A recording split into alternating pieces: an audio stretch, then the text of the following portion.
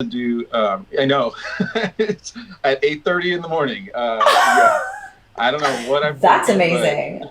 What's up, Terabytes? It's Tara with Tara 7 Studios, and it is Sing Better in Seconds Day. Whoop whoop. Today we're going to Los Angeles, California on Skype, visiting Joseph Casillas. I think I'm saying his last name right. I hope so. So we're trying something new at the end of these episodes, guys. And if you have any ideas for our social distancing Sing Better in Seconds, just put them in the comments box below of what you would like to see or maybe what you would like to hear me do. But I'm going to be asking, since a lot of you asked me questions online on all of the platforms, personal questions about me or about singing, I'm going to be asking as a reward for these brave vocal victims that I call, what one burning question they would like to ask me. It can be a personal question, it can be a question about singing, anything they want to know. If they ask me, I will do my best to answer at the end as a reward. So make sure you stay tuned to the end to watch and hear what they ask and what my response is. And if there's, again, anything that you want to see me do and Sing Better in Seconds, then let me know. Show me your ideas. Happy to hear your suggestions. So let's call Joseph and see what he's got going on.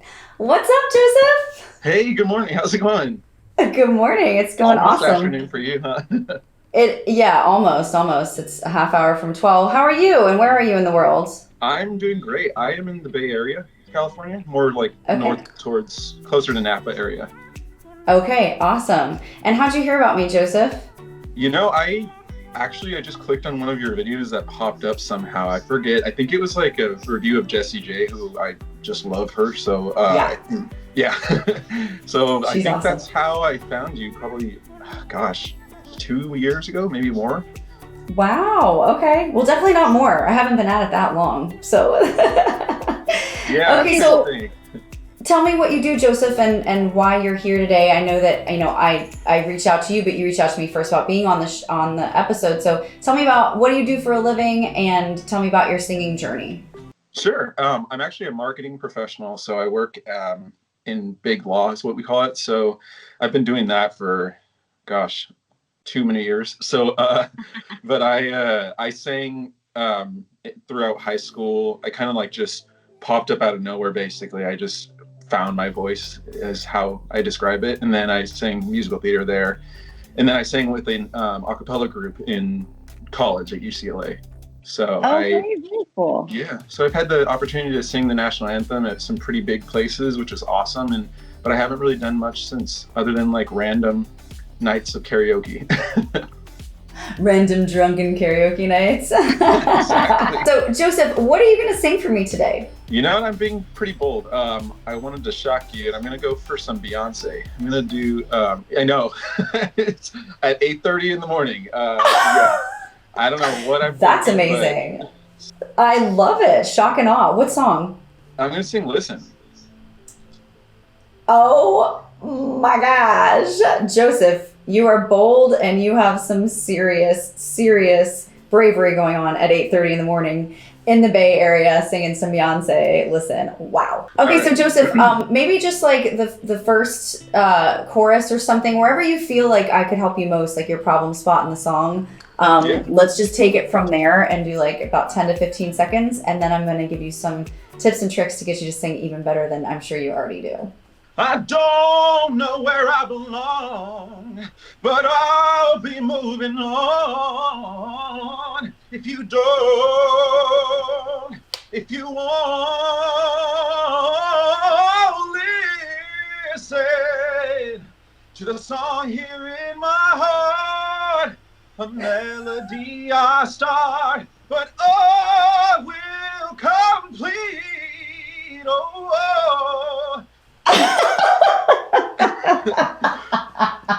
I don't know how I just pulled that out. I don't know. You just ripped that one out of the throat coat, T, didn't you? Holy moly. Joseph, okay, so like it's morning here too, but that sure did wake me up if I was asleep. My goodness. Okay, I hear you say like a cappella group. I hear you say like UCLA singing national anthem. And so I have a certain expectation, right? Yes. But I have to say, you definitely superseded and exceeded my expectations of what I was about to hear come out of your mouth. And I think if you guys are being honest listening, you definitely were not expecting that either. So let's talk about the good stuff first, because there's a lot more good, right? Let's talk about the power in your voice and the timbre, because like I feel like there's definitely tenor in your voice, but you've got this depth that's beyond tenor. You've got this beef, almost like bass beef, I like to call it, in your voice that adds a lot, like almost like Harry Connick Jr. It's like smooth, but it's beefy at the same time. And the way that you shape and give space to most of your vowels when you're singing is great, because it allows your vibrato to freely flow. If there's jaw tension, there's not a lot of free flowing, which really kind of restricts the vibrato. And I heard a lot of really nice, really not like even quick vibrato, but like really nice thick waves of vibrato in your voice.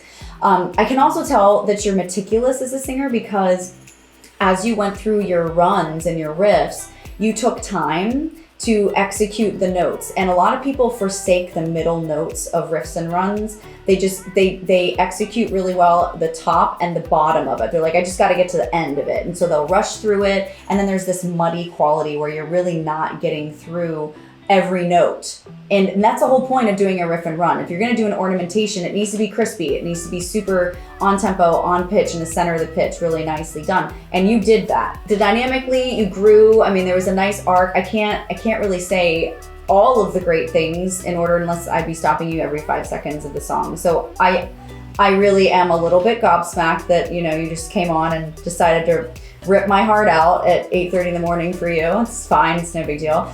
But I want to go to the beginning of the chorus. There were 2 spots that I was like, ooh, I can make that better, and it'll be easier for you.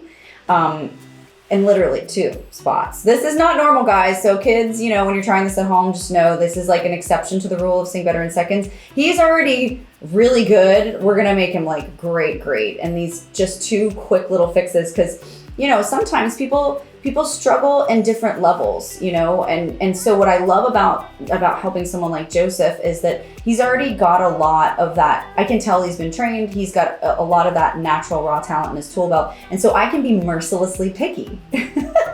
So we're going to be merciless with you today, Joseph. Give me the top of that listen chorus again, and I'm going to stop you when I put my fist up.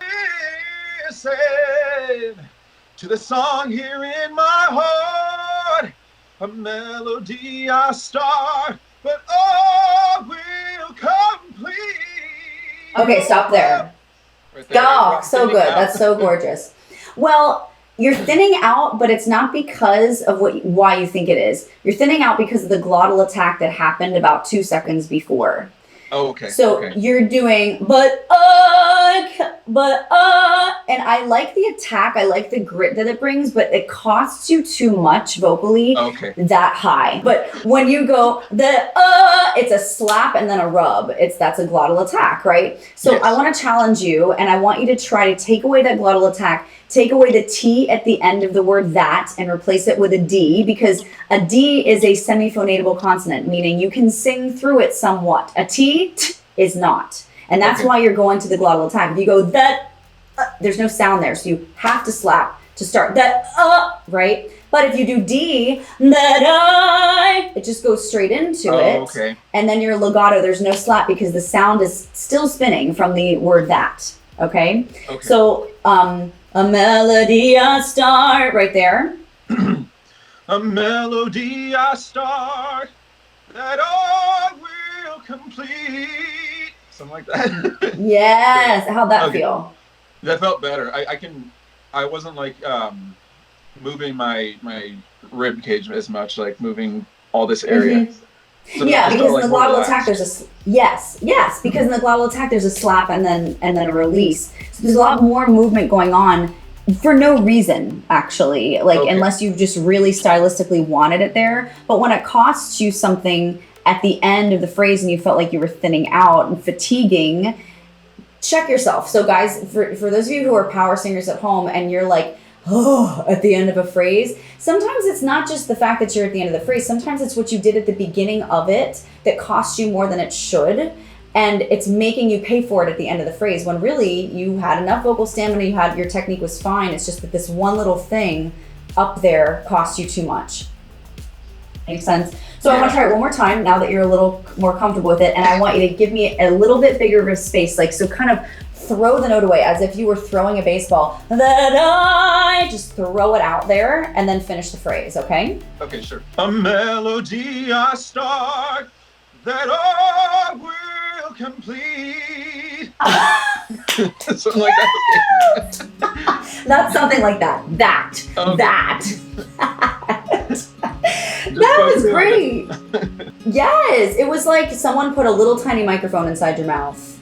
Okay. And just made it so much more booming, so much louder. So what we did was we replaced the grit of that glottal, which slapped, and it still gave us intensity, but we replaced it for this legato, big booming inner microphone sound that was easier for you, but actually was more dynamic than the glottal attack to begin with.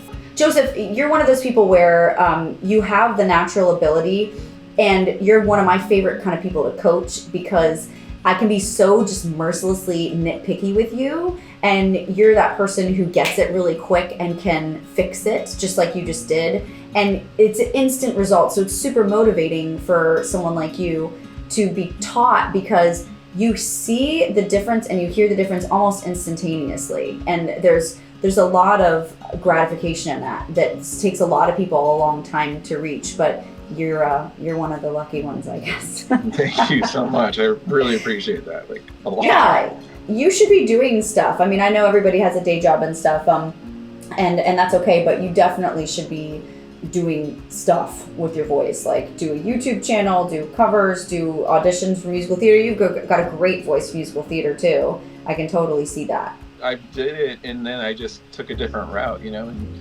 college. I took the practical route, so that's where I went. And then I have a lot of friends in the community. Like, a lot of them are doing very well, so it's awesome to see that. But Is awesome. I've never really ruled it out. It's like, as long as your voice is still intact, why not, right? Oh, 1,000%. And I know it's hard to do both, but it is not impossible. I mean, I have literally right now, just off the top of my head, I have an estate law attorney who is in Staten Island, who is going to be auditioning for Broadway soon. I have a soccer mom from Illinois, and a entrepreneur from San Francisco, she's pursuing opera as a coloratura. The mom from Illinois is recording a country EP. I mean, so these are people that are doing other things, right? But they are also pursuing their passion, and it's just so incredible to see it. It takes a lot of multitasking, but it's not impossible. And when we look back on our lives, I mean, yes, one thing we need to do is say that we provided for ourselves and our family, but we also need to have made some noise and done what we're innately designed to do as humans, which is to make a joyful noise and to be heard and to be seen and to share what we've been given with others. So I really encourage you, because you can totally, I mean, you can do that for sure. Okay. Awesome. That's really amazing to hear that. Yeah. Thank you. It's true. It's the truth. It's your truth. So, Joseph, if there's one question, because you definitely get a treat and a reward today, and so I'm doing this thing on Sing Better in Seconds now where, people ask me all sorts of questions on social media, so I figured I will leave this here in this episode. If there's anything that you could ask me, anything in the world, and you knew you'd get an answer, what would it be? Oh my gosh. I would just say, like, to your point before, like what you were saying about auditions, like, how do you generally pursue something like that? Like, if you were to just audition, do you go to cold calls? Like, I mean, especially in this crazy world we're living in right now. Yeah. Like, is that how you just basically kind of go for it and stand in line and... Great question. So I'll answer that in two ways, because there's really, musical theater and Broadway in general is a different beast than, say, like mainstream music. Okay, they can intertwine, but at the ground level, the start is definitely different. So for me, when I got the lead role in Fame, I got it from an open call in New York. Like, I went to backstage. I waited for literally 8, 9, 10 hours. I missed like 5 other auditions that day. And I sat there in my chair at the open cattle call and I waited my turn. And by the time they got to me, it went from 30 bars all the way down to 5. And I was like, bump that. I've waited 10 hours. I'm singing until I'm done. and you're just gonna sit there and listen to me. I was so indignant about it. I think that's honestly what got me the card, is I was just so ticked off walking in there. but so that was an open call. It would totally.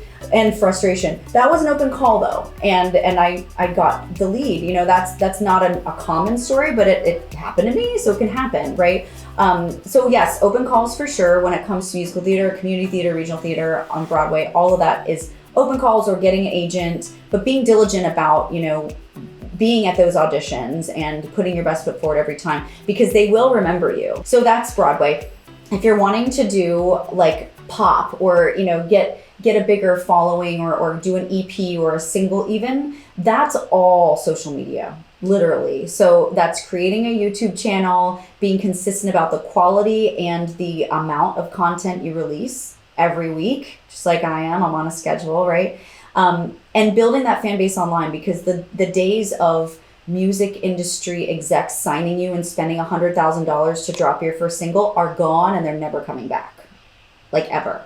So there's no artist development. I am artist development. Coaches are artist development. Producers are artist development. You are artist development as your own advocate. You are artist development for yourself.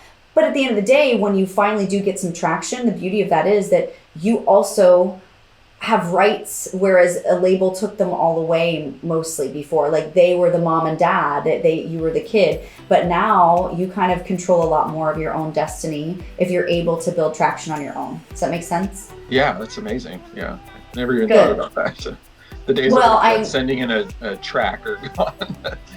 Don't even bother. Don't waste the postage stamp. They're not going to listen. And frankly, even if they loved you, they're not going to do anything about it unless you're selling tens of thousands, if not hundreds of thousands of copies on your own. They want to glom on to your already built success. They don't want to develop it for you anymore. They don't have the money. The money's just not there anymore. So for those of you watching who wanted to know the same answer to that question, it's the same for you. There is no difference. This is not a secret magic formula. It's time and pressure making a diamond, and it's time and pressure that makes a great artist. I don't care what field of entertainment you're in. It's consistency, it's great content, it's putting your best foot forward, not taking no for an answer, and remembering that it takes about 10,000 no's to get to one really good yes. It's the truth. So that's a lot of auditions. That's you know, don't get disheartened. That's just your one other notch of a no on your belt to get to that one good yes. And eventually it does happen. You don't even have to be, not to say that you aren't, but you don't even have to be the best singer in the world. You just have to be consistent and persistent. That's it. And eventually you're going to get a yes somewhere down the line. Okay. That's amazing advice. Thank you so much. Yeah, you're so welcome. It was a pleasure meeting you, Joseph. I pray that you continue in your vocal journey. You're amazing. If you ever need help, we are here. And guys, if you want to be on the next episode of Sing Better in Seconds, or if there's something that I'm not doing in the episode that you would like me to do with my vocal victims, or any questions that you want to ask, comment in the box below. And make sure, if you want to be on the next episode of Sing Better in Seconds, that you like our Instagram page as well as our YouTube channel, and tell me a little snippet of why you want to be on my next Sing Better in Seconds in our next social distancing picture on Instagram. I love you guys. I'm proud of you. Tell me if you thought Joseph sang better in seconds today, and we will see you on the next one. Say bye, Joseph. Bye. Bye.